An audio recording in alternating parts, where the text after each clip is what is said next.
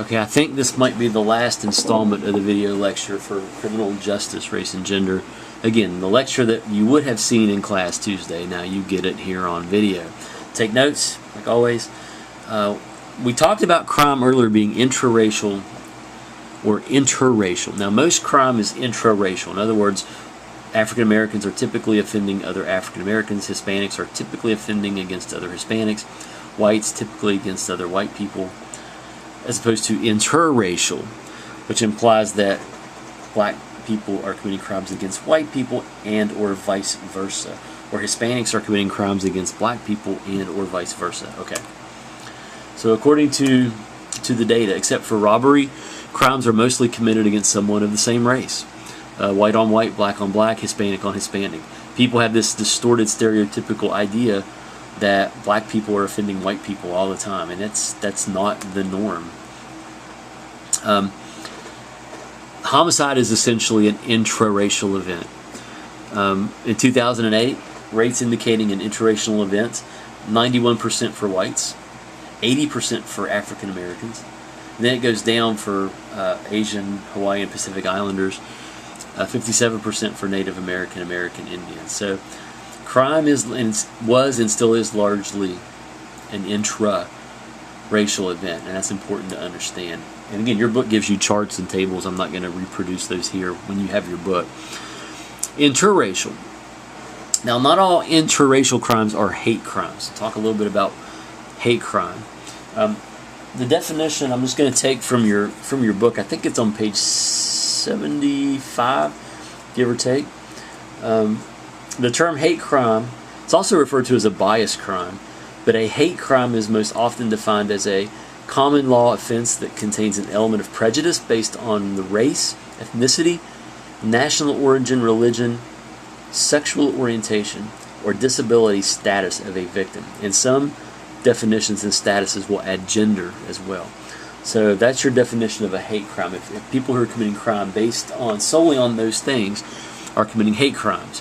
And we can talk about hate groups that commit crimes against other people based on their race. Plenty of examples of that and of those groups. The FBI Hate Crime Data Collection Program. This is mandated by Congress to collect and disseminate information on hate crime in the U.S.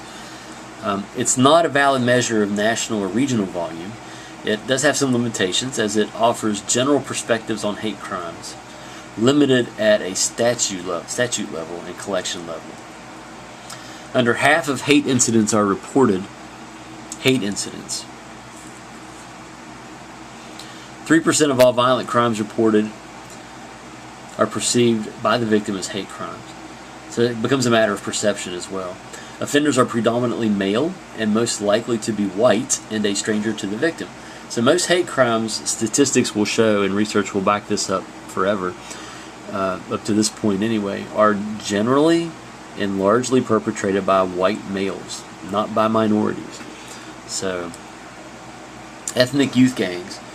Gangs aren't just for black people. A lot of people, they think that gangs are just young African American quote-unquote thugs living in the inner cities. There are gangs in West Virginia. There are white kids, and I do say kids, who have gang affiliations that are alive and well in West Virginia. You may be surprised to hear that. Gang, race, and crime are all linked in the minds of many people. There's no universal definition of a gang. It usually is applied to a group of young people. There's usually an organized membership, leadership, hazing, things that members have to do to acquire status. Also believed to be involved in criminal activity, drugs, prostitution, violent offenses as well, such as assault and murder. Now, myth versus reality when it comes to youth gangs. The first myth is that gangs are a uniquely 20th and 21st century phenomenon. Here's another myth. All gang members are African American and belong to either the Crips or the Bloods. That's not true. Gangs are racially and ethnically diverse. There are white gangs at Mount Olive.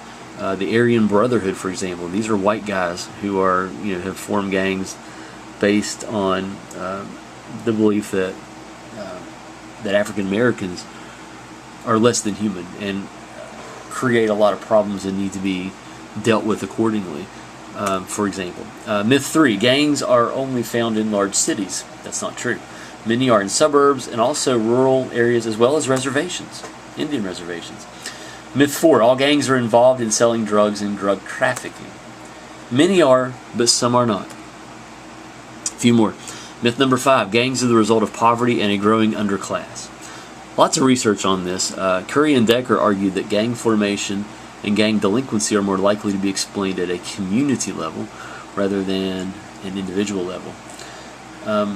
All gang members are males. There are female gangs and female gang members, not just affiliates. And I've seen that as well, working with female offenders. Myth number 7, youth gangs involve only young people and have few ties to organized crime. Not true. More than 25% of all law enforcement agencies in one survey indicated that gangs in their jurisdiction were associated with organized crime. There are different varieties of gangs. African Americans, the Bloods and the Crips are the most popular. Some groups have transitioned into property rather than drug sales. Some have political agendas, foundations with Islam, for example. There are Native American gangs, the Indian Bloods, and Native Gangster Disciples. Some tribe-based on tribal lands. They seem to be property-based, but there's increasing concern about violence and drug distribution. There are Asian gangs, some associated with assimilation issues, community-based, Hispanics, as well as white people. We could talk about white supremacists, terrorists, Satanists. So gangs come in all shapes, sizes, colors, and varieties, and can be divided out in terms of race. So to conclude, Chapter 2, and I've tried to do a good job intertwining statistics, original stuff, video, and then stuff from your text here. Media reports and information have significant impact on perceptions. Inaccurate images of white victim and minority offenders still are alive and well. They still persist. Most offenders are white, by the way, still. Most offenders are not black or Islamic or Hispanic. They're white. And actually, most people who are arrested are not white. So we have a big problem with race. We have African Americans who represent 20% of the population, but they are arrested more than white people who represent more than 60% of the population. Crime is mostly intraracial, not interracial. We talked about that. These are all good points to have in your notes. Perceptions about victims and offenders are problematic based on invalid data collection. We talked a little bit about that in your book. It gives you some ideas about that as well. So some key terms from Chapter 2. I'm not going to re-lecture all these. I covered most of these. Oops, sorry about that. I covered most of those. Your book in Chapter 2 will help you as you read through as well. Pay particular attention, again, to the charts and the graphs, as they will help you understand some of the stuff in these 5 or 6 videos that you're watching and taking notes on. Okay. Thank you very much. That's the end of this portion of the video lecture for Race and Gender Criminal Justice, Ridge Valley Community Technical College. Thank you.